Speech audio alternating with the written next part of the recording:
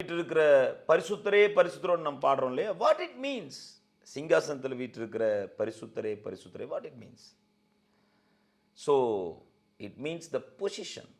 நீங்கள் ஒரு chief minister or prime minister எடுத்துக்கோங்க. அவங்க ஒரு விஷயத்தை ஆர்டர் பண்ணாங்கன்னா அது என்டையர் இந்தியாவுக்கே அதுதான் ரூல்ஸ். சிஎம் ஒரு விஷயத்தை ஆர்டர் பண்ணாருன்னா தமிழ்நாட்டுக்கு அது ரூல்ஸ். இப்போ பிரதமர் மோடி வந்து 2000 ரூபா நோட்டு செல்லாதுன்னா அவ்வளோதான், இந்தியா ஃபுல்லாக செல்லாது. ஏன் 2000 ரூபா இருக்குது, ரிசர்வ் பேங்க் ஆஃப் இந்தியான்னு போட்டிருக்கு, அது எப்படி செல்லாம போகும்னா பிஎம் ஆர்டர் போட்டார். ஸோ அதான் அந்த சேருக்கு உண்டான பவர். வானம் சிங்காசனமும் பூமி பாதப்படியாம் உட்கார்ந்திருக்கிற நம் தேவனாகிய கர்த்தர் ஒரு கட்டளை கொடுக்கும் பொழுது அந்த காரியம் எப்படி மாறாமல் இருக்கும்? அதனால தான் அவருடைய சிங்காசனத்தில் வீற்றிருக்கிற கர்த்தரை நோக்கி நம்ம அப்ரோச் பண்றோம். அப்படின்னா சகல அதிகாரம் கொண்டவரை நம்ம நோக்கி பார்க்கிறோம், எதையும் செய்ய வல்லவரை நோக்கி பார்க்கிறோம். அவர் கட்டளை கொடுத்தால் அந்த மாறியே ஆக வேண்டும்.